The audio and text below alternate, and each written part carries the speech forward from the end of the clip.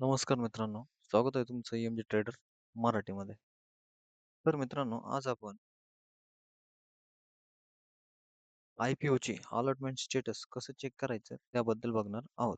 तर सर्वप्रथम आपण चित्तोडगड IPO असं Googleवर सर्च केल्यानंतर आपल्याला इथे बघू शकता की चित्तोडगडची ऑफिशियल साईट इथे दिसत आहे.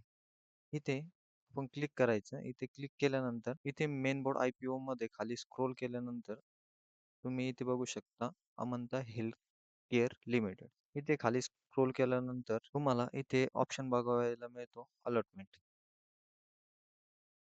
यावर क्लिक करायचं. इथे क्लिक केल्यानंतर खाली स्क्रोल केल्यावर इथे तुम्ही बघू शकता Amanta health care IPO allotment status.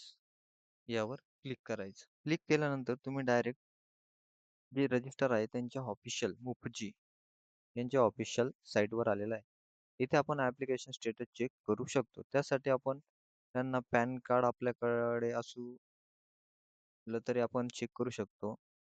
Application number किंवा DP किंवा क्लायंट ID किंवा IFSC नंबर. यापैकी कोणतीही एक गोष्ट आपल्याकडे असणे आवश्यक असते. तर आपण इथे आपला पॅन कार्ड नंबर टाकून चेक करणार आहोत. सर्वप्रथम आपण IPOचं नाव सिलेक्ट करून घेणार आहोत. IPOचं नाव सिलेक्ट केल्यानंतर इथे खाली पॅन कार्ड नंबर टाकायचा आहे.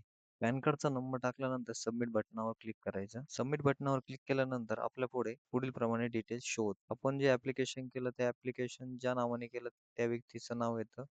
त्यानंतर आपण केलेले ॲप्लिकेशन किती क्वांटिटीसाठी केले होते ते व जी कट ऑफ प्राईसला आपण ॲप्लिकेशन केली होती ती कट ऑफ प्राईस व अलॉटमेंट झालेली प्राईस, त्यानंतर आपल्याला किती शेअर्स अलोकेटेड झाले त्याची डिटेल्स व आपले किती फंड कट झाला याची डिटेल्स अशी सर्व इथे बघावयास मिळते.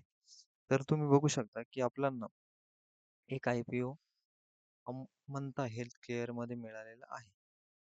अशाच नवनवीन माहितीसाठी तुम्ही आपल्या चॅनलला फॉलो करा, लाईक करा व कमेंट्स करायला विसरू नका.